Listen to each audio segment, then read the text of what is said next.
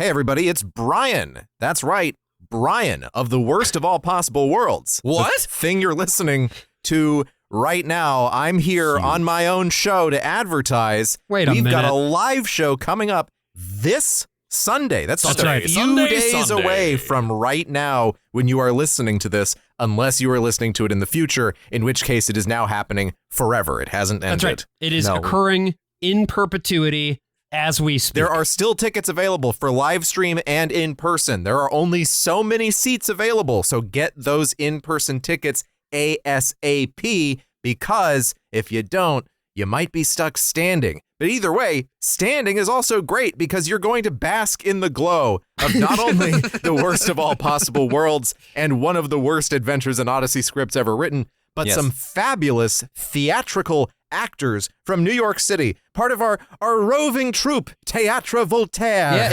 including, but not limited to, Alex Patak and Jeremy Kaplowitz. That's right. Hello to everybody tuning in from Quieters, by the way. We're happy to have you. Don't miss out. It's coming and it's going. It's only a part of, it's temporary. It's a part of time. In tandem with that, I also wanted to make another exciting announcement. What? As of today, when we are recording, Sunday, May 17th. Also known as 3 days ago. That's right.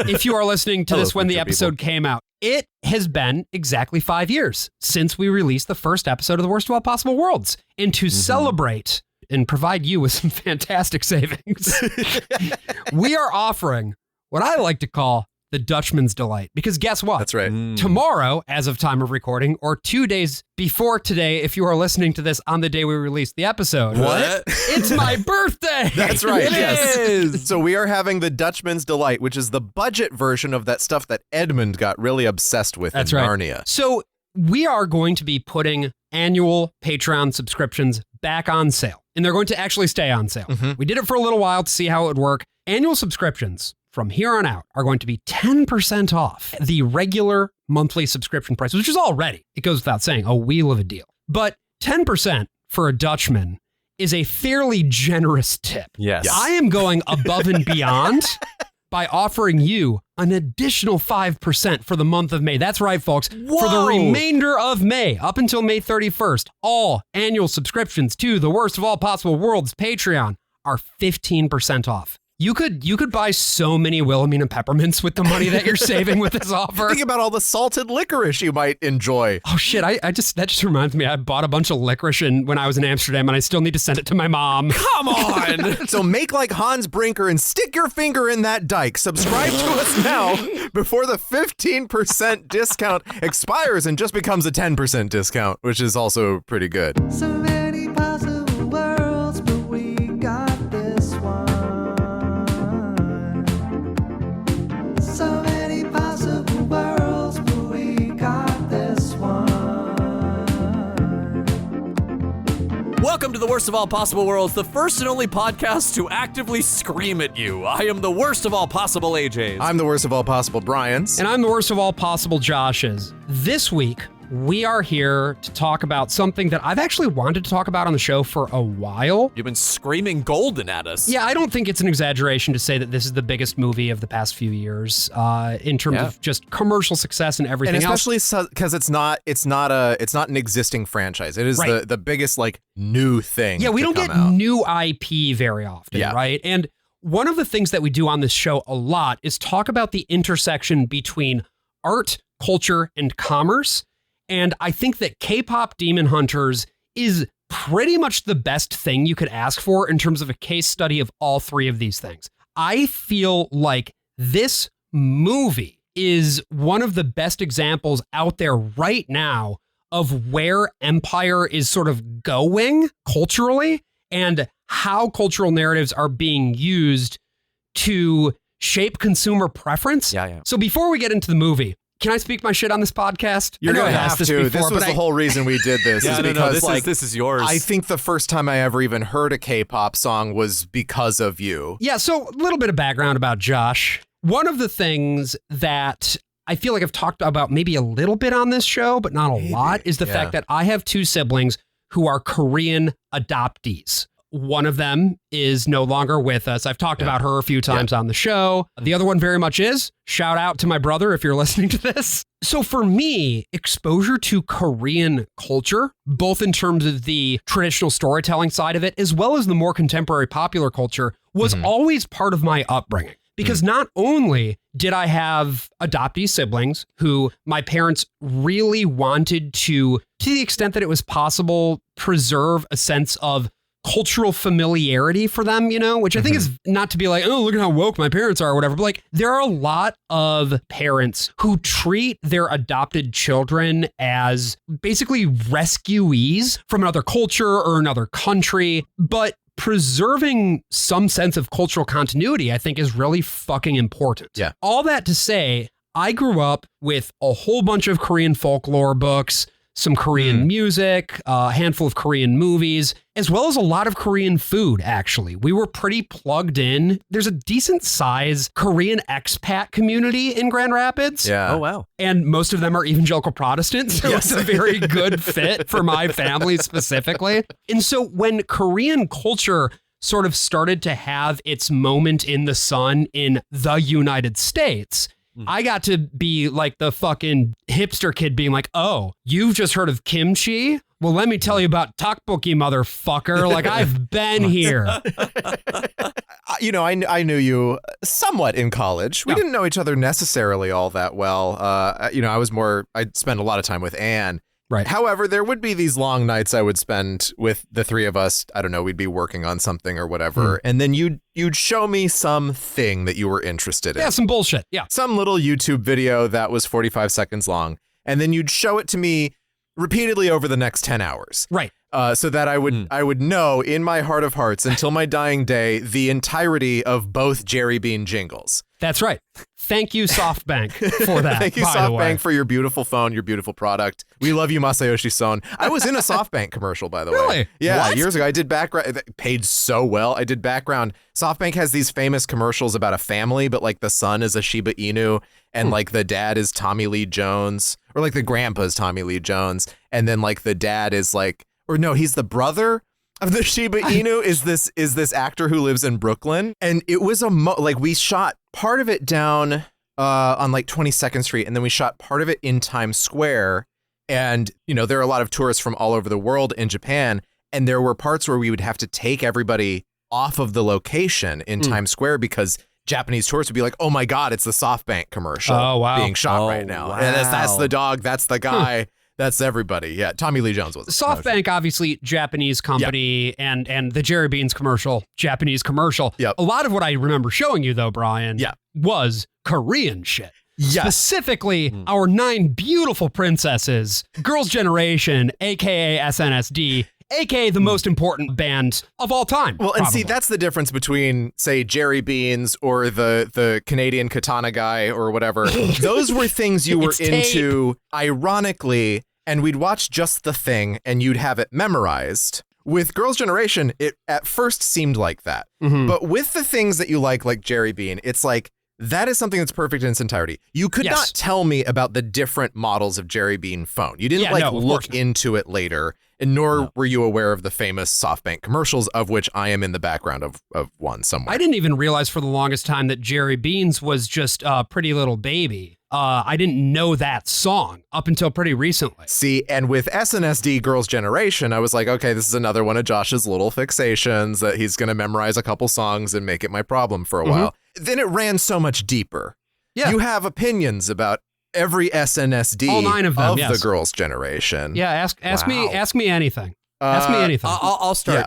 What are you talking about? What is this band? What song have they sung that I might have heard of at some point? You have not heard them, Great. I don't think. They're not like Blackpink or Super M or BTS, which have had the huge appeal in the U.S. They were sort of the generation before K-pop had its true international breakout, including in the West. Yeah, they were the Girls' Generation. That's right. I remember you even had some like maybe DVDs or Blu-rays or software or something that would show like a grid of all 9 of the SNSD, like the Brady Bunch, and they were all doing their thing. You know, everyone has like their signature like things that they do or foods that they eat. This was my first window into like K-pop fandom at all, and you were so in it, dude. Yes. But I mean, it was to the point where I thought that they had disbanded because you eventually kind of weren't in the fandom anymore, but they're still around. Well, they are still around, but not in the same way. And only, I think, 6 of them are still in the band. It was big enough by the mid 2010s that people were noticing it. And people were watching Korean TV. A lot of like K-dramas were ending up on like Netflix.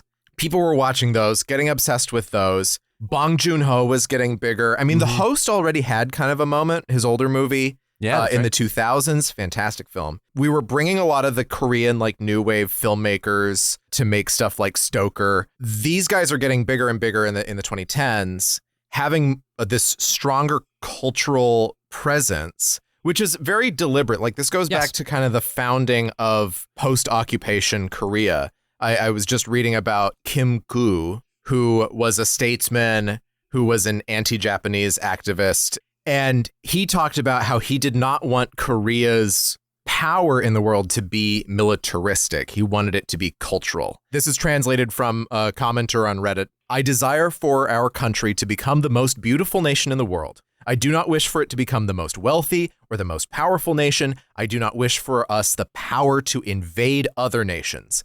The one thing I endlessly desire for Korea is the power of high culture, for cultural power shall bring happiness to us, and furthermore bring happiness to others. And this has led to a meme where, so if there's like a post where you see like something Korean has like made its way into America, and they say, Master Kim Koo, do you see? And now in response to K-pop Demon Hunters specifically, which is an American product that is huge in Korea, people are now saying online, Master Kim Koo, I'm starting to get a little scared. I don't think that we can really talk about this subject without at least mentioning the broader context of, again, empire. Yeah. The reason that South Korea exists as a separate nation state from North Korea, rather than the unified Chosun Republic that it was for most of its existence, even under Japanese occupation, the reason for that is because of a global power struggle between the Soviet Union and the United States. Then becoming between China and the United States. Exactly. And also the fact that South Korea was, up until like the 90s, pretty much a fascist country. Yeah. That's another thing that we don't really talk about. Now it's sort of more of a neoliberal, but to the credit of the Korean people, when somebody gets a little bit too authoritarian, they generally will kick them the fuck out, which is something that we don't do here. Yeah, they'll do very interesting things like having parliament jump fences and get in and do their votes. Which almost is like there's consequences for the actions of fascists. That's, what's that like? My birthday is May 18, 1990. The Gwangju Massacre, which was sort of the thing that began the liberalization of South Korea, was May 18, 1980. Exactly 10 years before I was born. Wow. I've been to the fucking memorial. As somebody who is not actually Korean myself, I'm not going to be able to capture the full range of things that are tangential and connected to this movie. Yeah, right. But I feel a duty to at least point up some of these key historical and cultural components. Now, to dial into K-pop a little bit more specifically, this genre evolved out of something called trot. This is a song called Human Destiny, which is by a guy named Taejin Ah, who is sort of, he's one of the big figures in trot. 사람 팔자 시간 문제도라 사람 팔자 알 수 없더라 엊그저께만 해도 빈털터리 백수가 3일 만에 사장이 됐더라. It is grounded in traditional Korean folk music and has a lot of those qualities to it. It's kind of polka-like. You can also see the way that the production techniques are a little bit more modern and a little bit more poppy. And so out of trot, we sort of get the first examples of K-pop, like true Korean pop. The real heads will remember groups like HOT, for instance. They were one of the first like really big boy bands. And in the early 2000s is really when the things start, early to mid 2000s, is really when things start to industrialize for K-pop. And it's mostly thanks to the work of two men, Lee Soo-man, also just known as SM, and Park Jin-young, also known as JYP. JYP is, the only way I can describe him is like he's a guy. Like, sure, yeah. The more you look into him, the more you're like, what the fuck is this guy's deal? Because he's like at the top of the industry, right? Yes, he's him and Lee Soo-man, they're the two. Currently still the big dog. So as an example, Twice, the band that recorded the radio version of Takedown, they are a JYP production. And both of them have a history as musicians and performers themselves, JYP especially. The thing about JYP, though, is that as a performer, he's like pretty good. Okay. But he was never going to be the guy. And even though he had some success, I think he very smartly realized that the way that he could really succeed is by identifying young talent and cultivating supergroups. He's also a born-again Christian. Many such cases.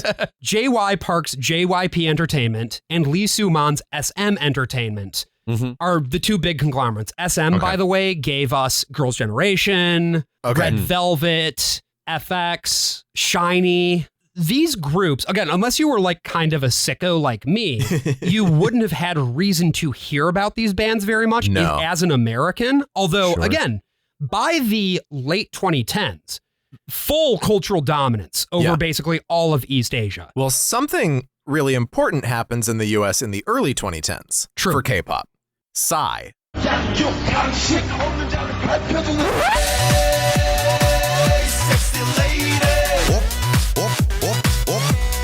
And this song becomes very big because of YouTube. The music video for this song is very, very funny. Yes. In ways that are very, very specific to what he's doing. And of course, the musicians who are involved in the video and everything. But it's also funny in an inexplicable way. There is something just very appealing about this guy and his sunglasses and his dancing and screaming at a ass. The part where he screams at the ass is... I think that's honestly the most important part of the video in terms of its popularity. He screams at a ass. This becomes, for years, the most viewed video on YouTube. I remember the Gangnam Style moment because I was working at an electronics store in Williamsburg, and I was the first person to show people Gangnam Style. It was you. Which now feels insane. You brought Psy to America. I mean, it wasn't me, AJ. No, it was you. It was you, Josh. We have JYP, we have SM as the two conglomerates, and then there's JB for Josh Borman's. Oh, my trainee academy, it's even more abusive than because that's the other thing we should say about the K-pop industry, genuinely, is notorious site of labor violations. And because with the Gangnam Style moment, and then, of course, the breakout global success of BTS in 2020, the industry went from being a key driver of Korea's economy and soft power to the key cultural export of South Korea. And in order to maintain a stable supply for an economy like that, you have to be identifying potential talent very, very early on. You have to be cultivating that talent. And the way that it's done, or at least has been done for a very long time, is usually through these, they genuinely are pretty much indentured servitude contracts. They are colloquially referred to as slave contracts in Korea. You'll sign away your exclusivity for like a decade when you are 8 years old. I was going to say childhood. You sign away your childhood. This acceleration of the popularity of K-pop starts to get expressed in Western media. You start seeing references to K-pop in movies and TV shows. And then there's an immersive theater experience in 2017 that was produced at Ars Nova, produced in association with Maggie Theater Company and the Woodshed Collective. It was a huge project. I didn't see it because it sold out immediately with multiple bands that you would follow around on stage and backstage, almost like you were like the VIPs for each one during a big group concert. You'd get the light sticks and you'd see people getting forced into, getting more plastic surgery and things like that. And this is what made that project, and the play was just called K-pop, a strange product because the whole thing ended with this big, exciting very realistic K-pop concert that was fun and lively and upbeat and intended to make you feel good. But every step along the way, it was sort of showing you the dark side of the industry. Yeah. And if you are wanting to tell that story, it becomes very difficult to square the circle with the shinier, poppier, upbeat side of it, the public presenting side of it. And in general, when it comes to presenting a narrative about K-pop, this is the thing that you generally have to contend with. That makes it extremely difficult. Yeah. So this show eventually, it's so popular. It gets a Broadway transfer. All of this gets really fucked up because of COVID-19. But also in the meantime, right? This was 2017 at Ars Nova. 2019, Super M sells out at Madison Square Garden. Right. So we have entered a new era where BTS is going to go on Jimmy Fallon. A sneak preview tonight of the new Broadway musical K-pop. The game, 'cause only fools afraid to change. Play by the rules, no point of being scared of what you don't. It is a musical inspired by the K-pop music phenomenon that has swept the world the past several years. So K-pop, gets a little bit weirder because then once it does open on Broadway in 2022, which was too early for it, they took away all the dark stuff. It became a musical about celebrating like found families and friends and identity. Right. And it wasn't, it just was, frankly, it was just not the same show. It was just a totally different product with the same name and some of the same songs and with some actual K-pop stars like Luna from FX. Oh, right. And that is actually the mode that K-pop Demon Hunters operates in. Yes. We are not getting the behind the scenes abuses. Nope. We are not seeing any of that. This is K-pop as an ultimate form of artistic expression. And we also are able to elide the real world circumstances by creating a parallel world where what K-pop even is something different from what it is in real life. It's supernatural, baby. Exactly. We're stopping demons with our voices. And the person to come up with this very idea, the treatment for what you just described, AJ, is, well, I think it's time to maybe bring back a segment that we haven't done on this show in a while. And now a 24th Stanley Cup banner will hang from the rafters of the famous Forum in Montreal. The Canadians win the Stanley Cup. The Worst of All Possible Worlds presents Profiles in Canadian Excellence. What the fuck are you going on about? Maggie Kang is the key creative force behind K-pop Demon Hunters. Yes. She is credited as the co-writer and co-director, but this movie is her baby. She was born in Seoul, but her family moved to Toronto when she was a kid. And she gets into Sheridan College, which is an arts and polytechnic school in the Toronto suburbs. I have not heard of Sheridan, but It was founded by Taylor Sheridan. No. Creator of the TV shows. I'm so sorry. We celebrate profiles in your excellence, but we know nothing about your country. I mean, all I know about Canadian higher education is, it's McGill, York, and UBC. That's pretty much it. But That's three more than I know. I mean, whatever the case, like this is enough to get DreamWorks interested in her, like right out of school, right? Yeah, she has potential, and during her time at Sheridan, she's able to develop her style to the point that it is interesting enough that they recruit her. She's not applying. That's nuts. They are like, no, DreamWorks says, come work with us right out of college. And she does exactly that. So she does the storyboards for Over the Hedge, which is... Yeah, based on the comic strip. And then Shrek Forever After, which I will argue is better than people give it credit for. That doesn't mean it's good. True, but it's not terrible. And Puss in Boots. I disagree. When she's talking about like creating K-pop Demon Hunters, she has this interview with the New York Times where she's asked like, well, this is a very like specific thing that you're going for here, right? Did you have a particular audience in mind? There's so many people who are not K-pop fans who are also enjoying this movie. Yeah. In that way that the New York Times is always a little credulous when they ask questions. She's like, your movie's about something weird, but people enjoy it. Defend yourself. And it's like, okay, Jesus.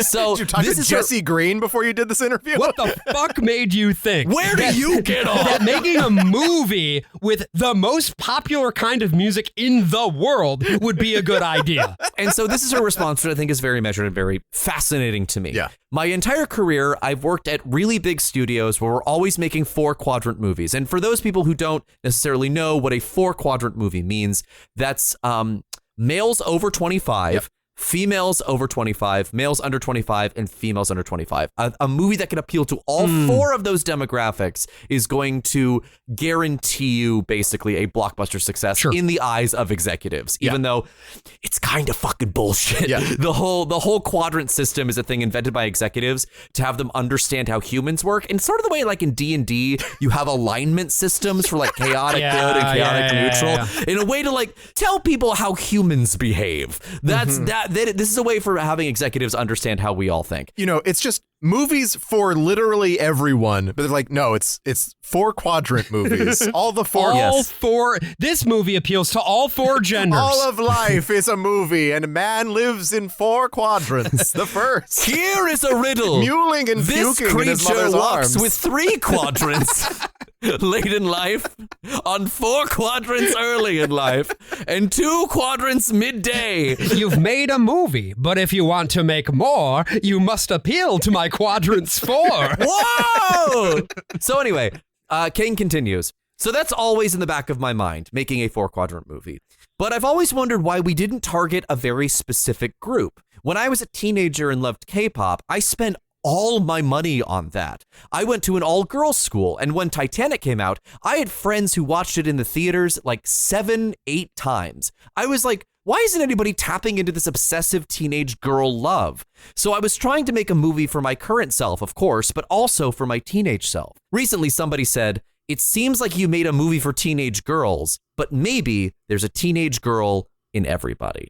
And that, I think, is a fascinating insight into this movie specifically and to its success, because it is tapping into a very primal urge that I think is the same thing that drove a lot of the Twilight movies' success and sales. And even to mention Titanic there, because Titanic was basically a movie for teenage girls. Oh, yeah, that's a movie for chicks, man. Well, no. It was also for James Cameron and for his love of the Well, that's the thing. It was also a 4-quadrant movie. You had all 4 quadrants. You had middle-aged autistic men. You had teenage girls. Right. You had whalers. You had whalers and you had boob guys. There you go. Yeah. Like an old salty sea captain be like, yar, my 8th time seeing Titanic.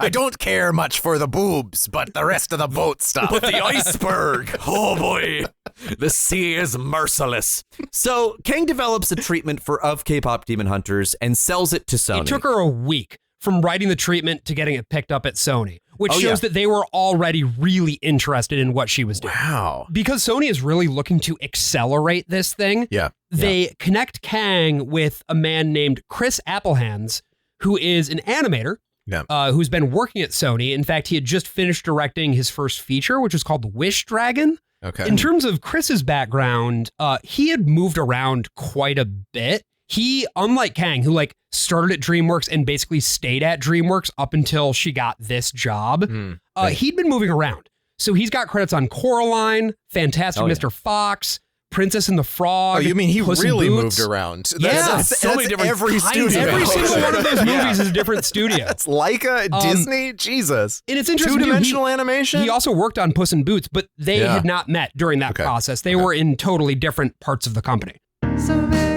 Hey there, you are listening to a preview of a premium episode of The Worst of All Possible Worlds. If you'd like to listen to the rest of this, head on over to our Patreon. That's patreon.com/worstofall. And you can listen to not only the rest of this episode, but our entire backlog of premium episodes, bonus episodes, and if you subscribe at the $10 tier, you will get an extra episode of the podcast every single month. Again, that is patreon.com/worstofall. Hope to see you there.